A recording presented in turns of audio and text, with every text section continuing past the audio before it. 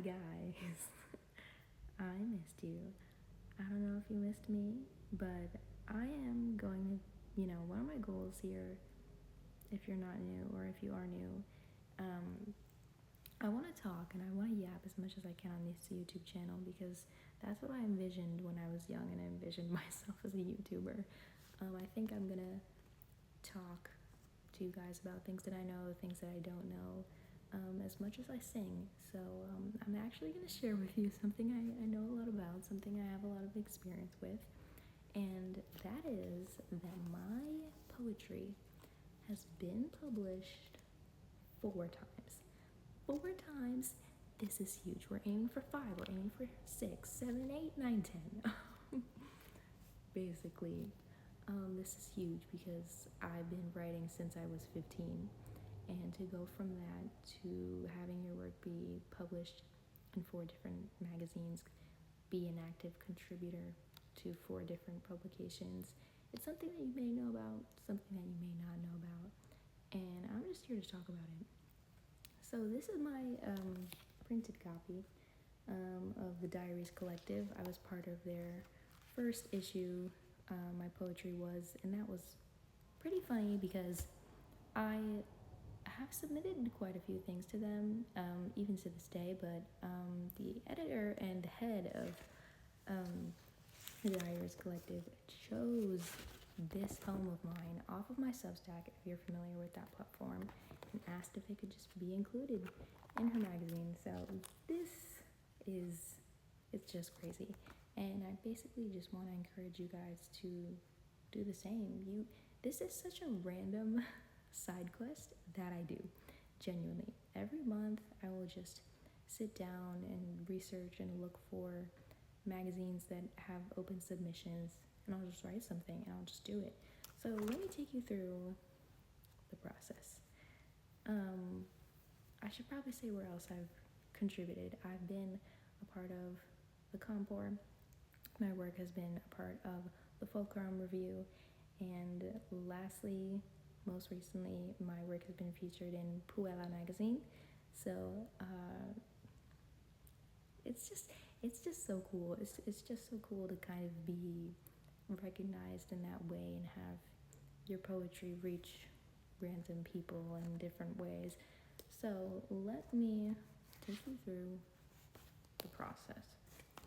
Now, you can have kind of, I don't want to say official, but you can have publications that are basically writing companies, right, that have been around for a long time, and then you can have kind of student-led or student-run magazines. So I feel like for me, it was half and half. The Diaries Collective is relatively fairly new and made by a bunch of great, like, talented young women, and the Compor was student-led. I believe that Puella is student-led, and I don't know, I feel like there's no difference to me. I feel like the level of professionalism is always the same. So what I want to talk about first and foremost is writing around deadlines and writing around an issue. This just depends your creativity, because with student-led, it feels like, first of all, you're competing with everyone else in the school if you're contributing. And then if you're writing for an official publication, it just feels like your work might not get selected either. And especially with magazines, they tend to run by issue, right? And each issue has a theme. So I feel like with writing around a theme, it can seem like it hinders your creativity, but for me, it kind of challenges me in a writing way, because poetry when I was 15 was really just getting out my feelings. And now it is that, but I feel like writing around a theme or an issue is just not what always happens sometimes. Like, I'll wake up and I'll feel like, whatever emotion, and then I'm kind of requested to, like, write about luck or write about a time when you were happy and make some kind of metaphor of a cat in it. Like, it's very random. And a poem that I was writing recently for a publication was to write about, like, death or to write about luck or something like that, but to have some kind of symbolic representation. So the poem I wrote was basically me, and I was meeting this cat every morning and every day. And the cat symbolized death and like not running away from it or whatever. I feel like I'm rambling, but it can be, or it can feel hindering to write about something that you're not currently feeling at the moment. Or if a theme is kind of broad, like if it's luck or if it's death, you're just kind of like, what? Or maybe you're not. Maybe a theme will give you structure when it comes to writing. Maybe it'll give you something to focus on. It just depends. It just depends. So typically when it comes to deadlines, I feel like they last pretty long. But for me, what happens oftentimes is I will forget. I will forget. When I tell you this is a random side quest, I really genuinely do. Like, I do love it, but with everything in life going on, I feel like I have to write and finish the work right then and there, or I feel like I have to keep the deadline maybe as a reminder on my phone so I won't forget. So I feel like it's just pretty strict with deadlines overall. I don't even know why I mentioned it. I feel like you'll be able to stick to a deadline. I should get to more important things. Most of the time, your writing can be taken for free. And this is something where it gets a little bit complicated because there are paid opportunities. This could be a side hustle in a way. Everybody's looking for a side hustle. This could be it in a way. But when it comes to me and my work so far, I've been published 4 times without any kind of payment. You know what I mean? And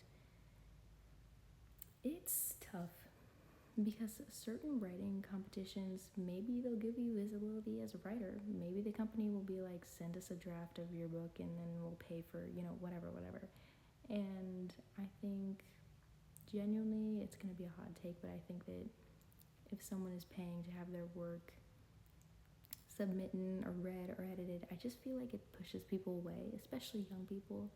And I understand that that's a hot take to say because maybe the publication needs it. People get to be paid at the end of the day. Everyone has to get paid at the end of the day. But with writing competitions and with poetry submissions, there has been times where sometimes I'll feel like I am about to submit my work, but there's some kind of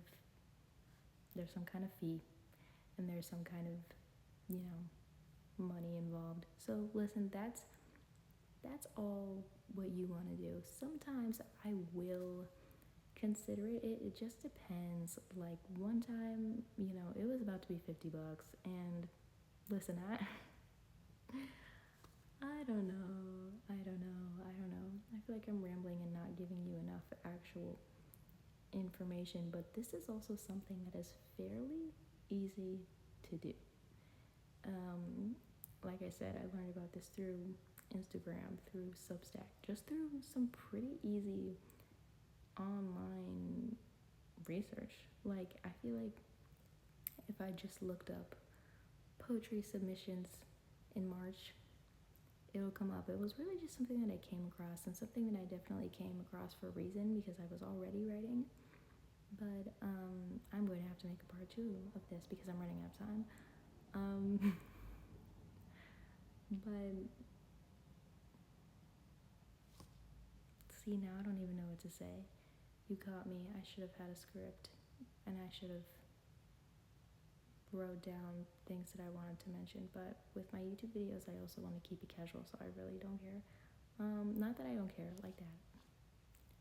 In the sense that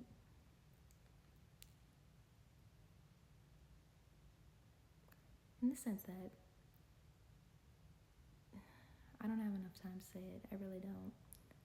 I don't have enough time. So now we're just sitting here awkwardly.